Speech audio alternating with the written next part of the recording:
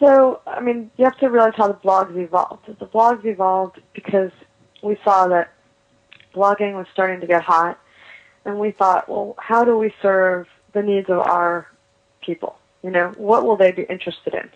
And we just started experimenting, and it's one big experiment to see, you know, how many people will keep reading and keep clicking and bring traffic to the site and to all the other offerings that we have. So one of the ways to do that is to point to other bigger media companies and give them some attention, and they give attention back. But in terms of the way we interact with, you know, the outside world, I mean, we basically hire bloggers to either work full-time or freelance, writing blog posts for us, and they make the decisions daily on, you know, who they're going to turn their attention to.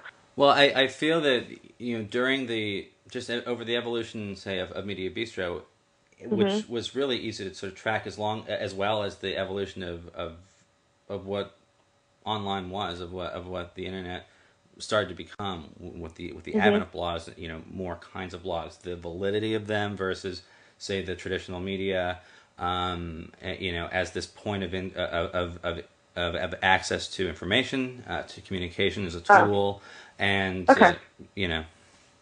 Well, I've always considered our blogs to be little mini trade magazines, and if you look at the trade magazine model, it's extremely successful. There's Ad Age, there's Media Week, there's PR Week. There are all kinds of trade magazines. So I consider us to be, you know, just a trade magazine that doesn't have the cost of paper and printing on top of it. So, you know, at a certain point.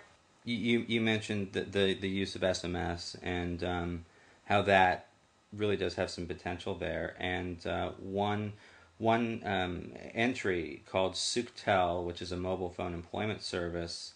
What they're about is they have a mobile phone job match service that helps women find work by SMS. So from any phone, users can create these profiles, these mini CVs with basic data on their skills, location, etc. And these resumes are sent by mobile into a central database with hundreds of employers able to access daily. You know, how, say, would you train, you know, and empower women in ways that wouldn't alienate them from men in traditional societies? You know, these are great access tools, but what's very real is the real time, in person, and just the traditional sense of empowerment.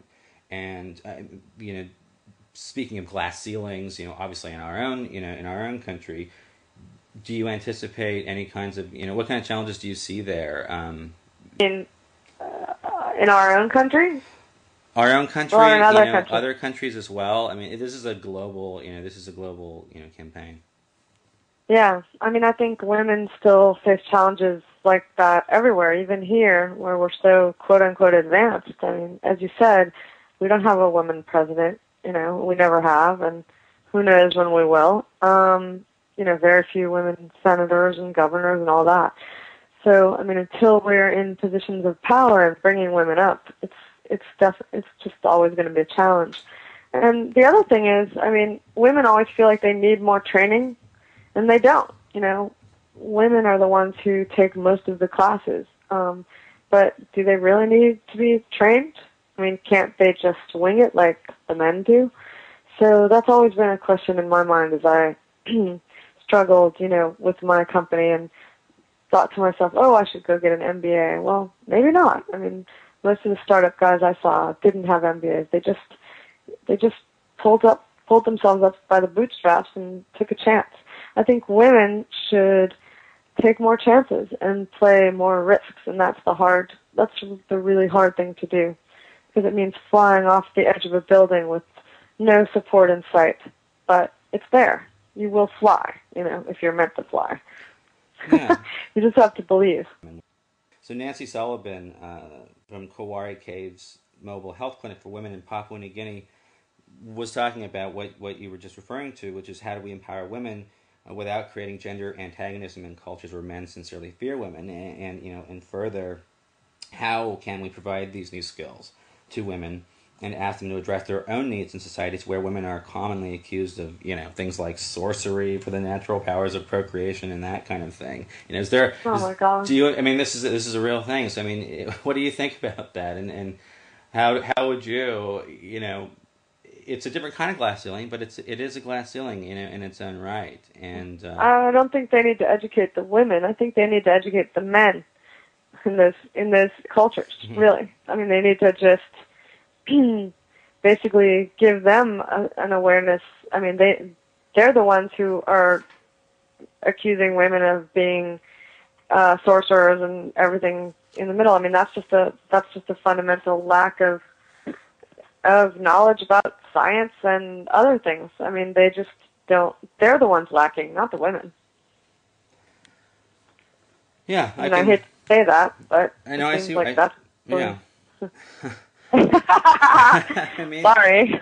Why are the women needing anything? They're the ones who are just fine. It's the guys who need the education in that case. Well, I'm going to relate this question actually to your own experience and to the United States. The majority of solutions focused on information communication technology, which includes training centers and mobile for banking and capacity building and renewable energy, solar.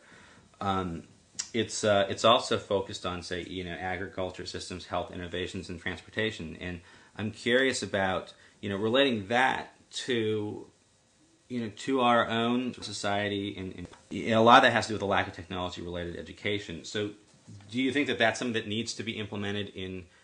It's like when you were a kid. Well, when I was a kid, they told you how to balance a checkbook, which is something that they really, it was fine for practical skills.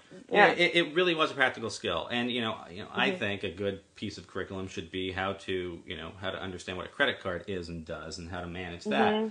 But on another level, as we're advancing technologically, you mentioned people were trying to use email, and it was still kind of in its nascent stages. It really wasn't that new